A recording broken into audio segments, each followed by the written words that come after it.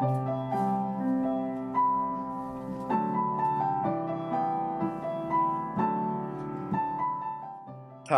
something we sometimes take for granted.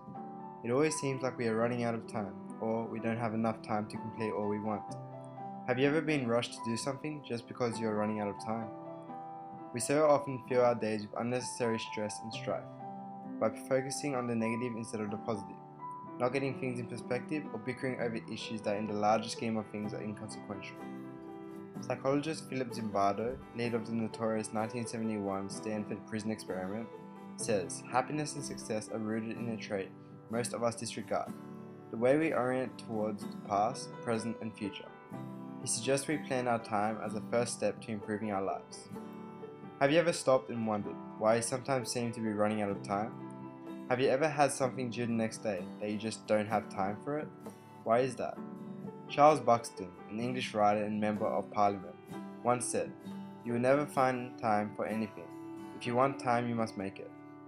As we grow older, more and more responsibilities are piled on us, whether it be a school assignment or a report we need to hand in to the boss as part of our job.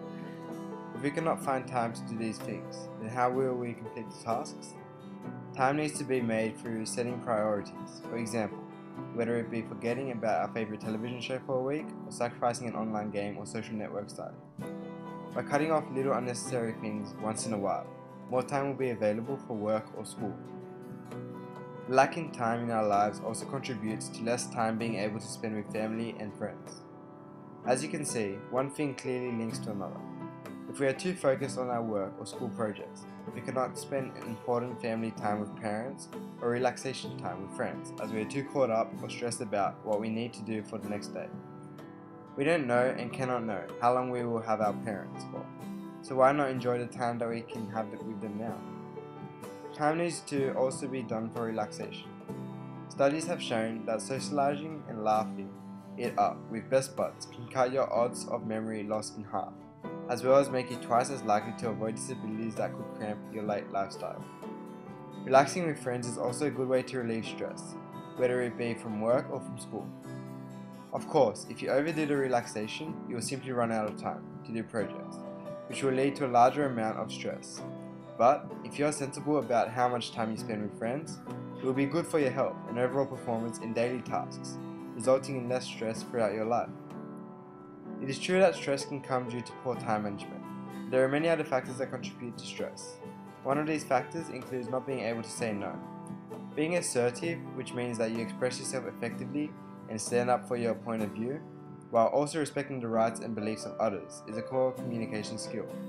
Being assertive can also help boost your self-esteem and earn others' respect. This can help with stress management, especially if you tend to take on too many responsibilities because you have had a hard time saying no.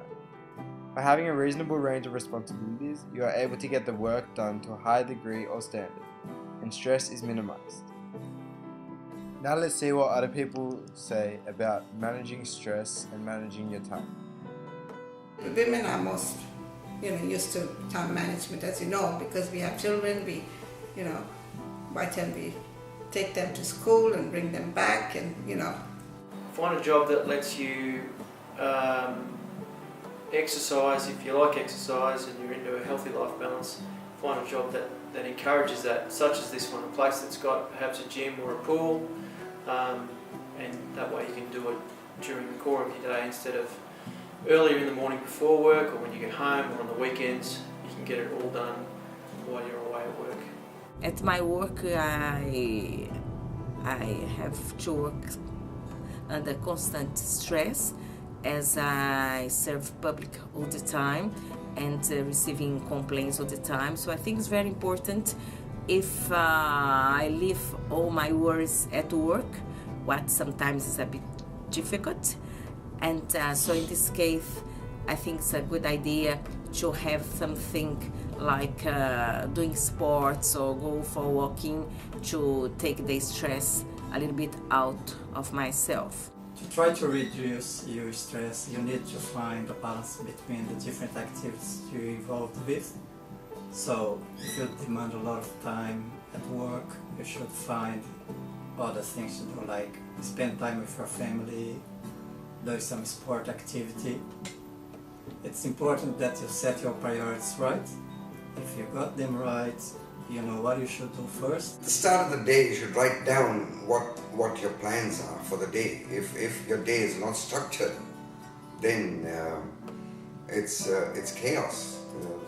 You're better off just staying in bed and doing nothing. So your best things to do is to structure your day and have set times for everything, for work, for play, for study. You must have set times. In summary, want to have time for what you want and need to do? Set your priorities and balance your life between family, social, work, and other activities or commitments.